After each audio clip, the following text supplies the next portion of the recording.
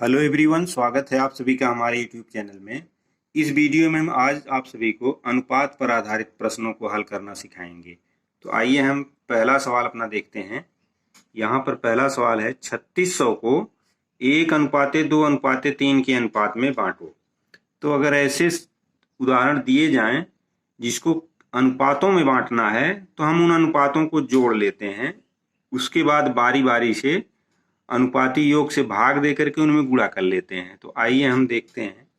यहाँ पर हम अनुपाती योग पहले लिखेंगे, अनुपातों का योग जिसको हम अनुपाती योग कहते हैं। अनुपातीय योग, जो भी अनुपात दिए गए हों उनको जोड़ लेते हैं सभी को। तो बराबर 1:2:3 यानी 3 2 5 1 6, ये अनुपाती योग हो गया 6।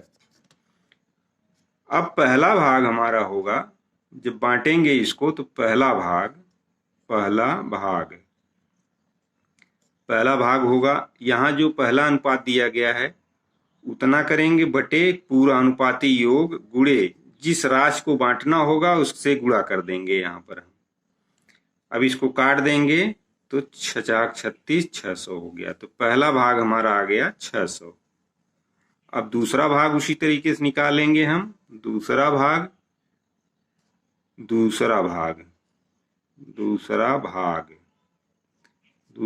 हमारा जो दूसरा अनुपात दिया गया है 2/6 गुणे जिस राशि को बांटना है उससे गुणा कर देंगे। तो ये 600 आएगा यहाँ पर हमारा। फिर उसमें 2 से गुणा करेंगे तो 6 दूनी 1200 हो जाएगा। फिर इसके बाद तीसरा भाग हमारा आएगा। तीसरा भाग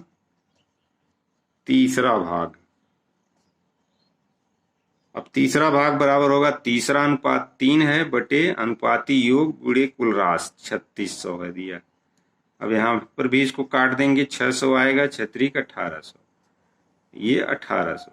तो इस तरीके से जो हमारा आया है 600, 1200 और 1800, यही हमारा आंसर होगा।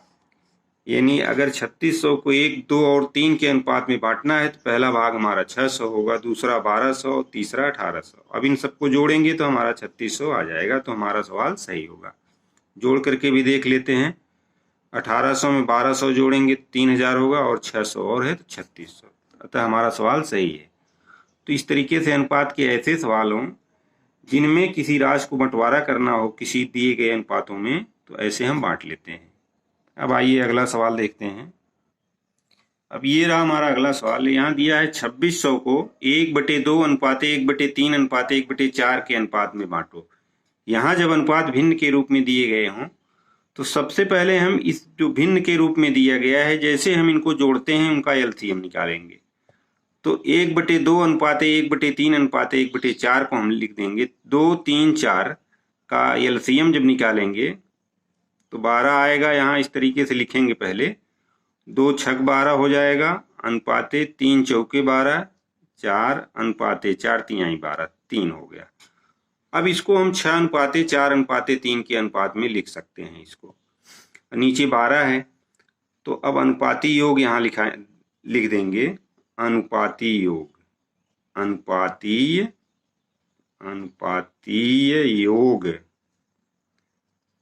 तो अनुपाती योग हमारा आ जाएगा 6 × 4 = 10, 3 = 13, 6 × 4 = 3 बटे 12 कर देंगे तो 6 × 4 = 10, 3 = 13 बटे 12 आ गया। अब यहाँ हम 13 ही लेंगे क्योंकि 12 लेने पर ये 12 से 12 कैंसिल हो जाएगा। अब पहला भाग यहाँ लिखेंगे। पहला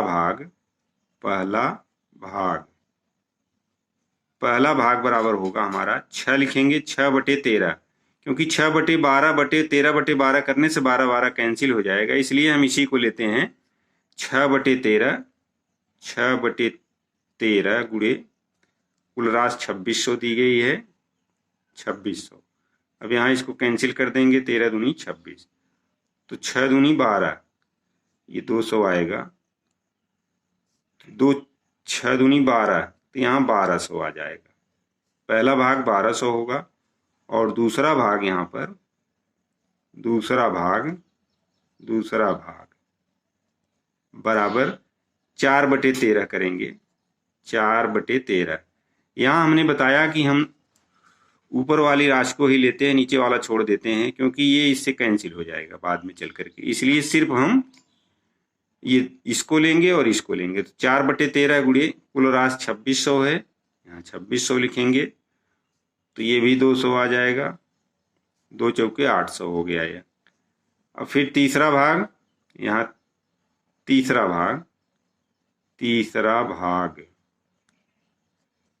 भाग आ जाएगा हमारा 3/12, 3/13 यहाँ पर है, 3/13 और गुणे 2600 यहाँ हो जाएगा, गुणे 2600। अब इसको काट देंगे, 13 दूनी 26, 200 होगा, 2 तिहाई 6, तो ये 600 होगा। तो इस तरीके से पहला भाग 1200, दूसरा भाग 800, तीसरा भाग 600। अब 12 8 20, 20 6 26, यानी 2600 हो जा रहा है, अतः हमारा आंसर सही है। तो इस तरीके से अगर भिन्न के रूप में दिए गए हों तो हम उनका एलसीएम निकाल करके उसको इस तरीके से करके अनुपाती योग निकालेंगे। इसके बाद जैसा हम पहले वाले में निकाले थे, पहला अनुपात बटे अनुपाती योग गुणे कुल राशि, इस तरीके से निकाल सकते हैं। आशा करता हूं कि ये भी सवाल आपकी समझ में आ गया होगा। अब आइए अगला सवाल देखते हैं। अब ये रहा अगला सवाल। ए और बी की आय का अनुपात दिया गया है 5:3 और उनके व्यय का अनुपात दिया गया है 9:5। यदि वे क्रमशः 2600 और 1800 रुपए की बचत करें तो दोनों की आय ज्ञात कीजिए। तो यहाँ पर हम आय में से व्यय घटाएंगे तो बचत मालूम हो जाएगा। तो इसका मान लेंगे हम, ए की आय मानेंगे 5x, तो बी की आय हमारी 3x हो जाएगी। तो उसी तरीके से ए का व्यय 9y मानेंगे तो बी का व्यय यहाँ पर 5y हो जाएगा। तो इस तरीके से समीकरण बनेगा और उस आधार पर इसको सॉल्व कर लेंगे तो हमारा सवाल हल हो जाएगा। तो आइए इसको सॉल्व करते हैं। तो यहाँ 5x हो जाएगा ए का, ए की आय 5x, व्यय उसका हो जाएगा 9x, तो 5x माइनस 9x, आय में से व्यय घटाएंगे तो बचत मालूम हो जाएगी, ये 2600 हो गया। मान लेंगे इसको, माना ए की आय 5x है, इसलिए बी की आय 3x होगी, क्योंकि अनुपात दिया गया है।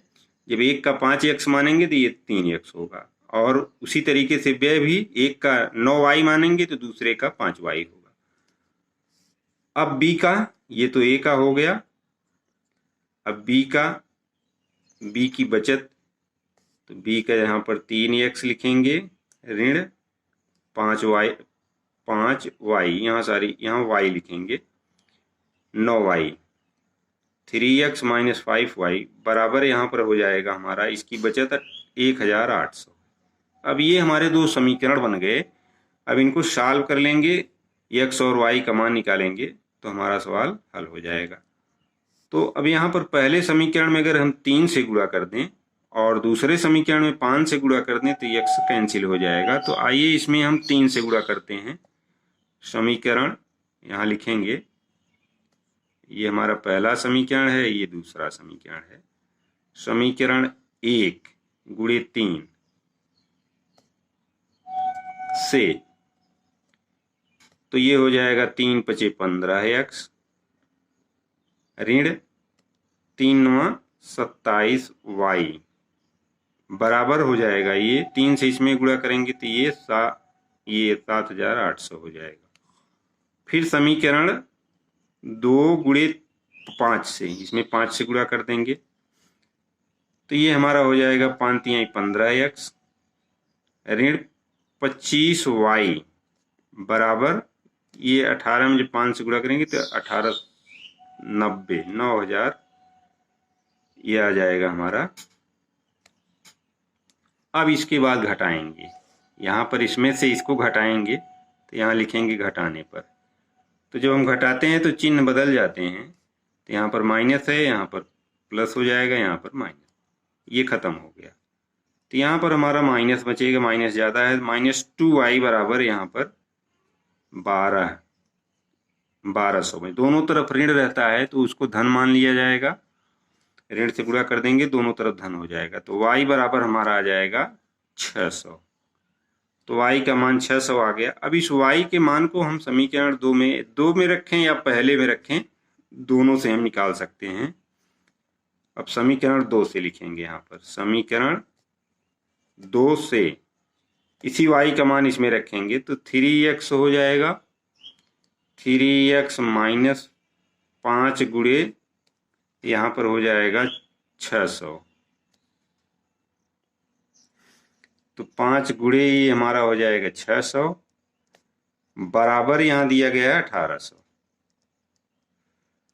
तो ये 3x बराबर ये 6 पची 30 ऋण 3000 हो जाएगा बराबर 1800। अब यहाँ पर 3x बराबर हो जाएगा हमारा 3000 उधर जाएगा और 1800 इधर है तो 4800 हो जाएगा, यानी x का मान आ गया हमारा। अब 4800 में 3 से जब भाग दे देंगे तो ये हमारा आ जाएगा 3 एकम 3 और 3 छक 18 यानी 1600। x का मान आ गया 1600। तो a की आय अब निकल करके आ जाएगी हमारी, a की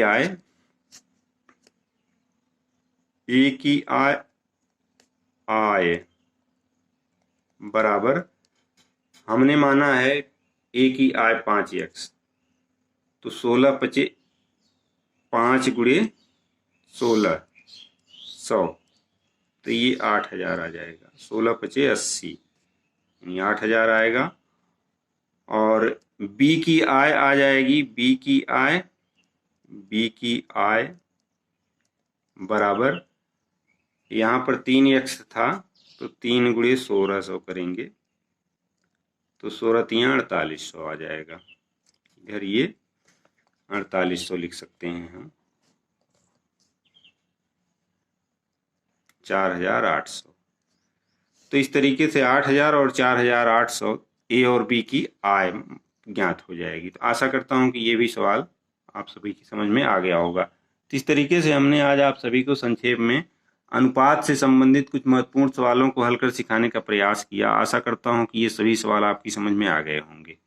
तो अगर वीडियो अच्छा लगे तो इसको लाइक और शेयर करें। चैनल पर नए हो तो प्लीज़ चैनल को सब्सक्राइब करें। मिलते हैं अगले वीडियो में कुछ इसी तरह के सवालों के साथ। तब तक के लिए धन्यवाद।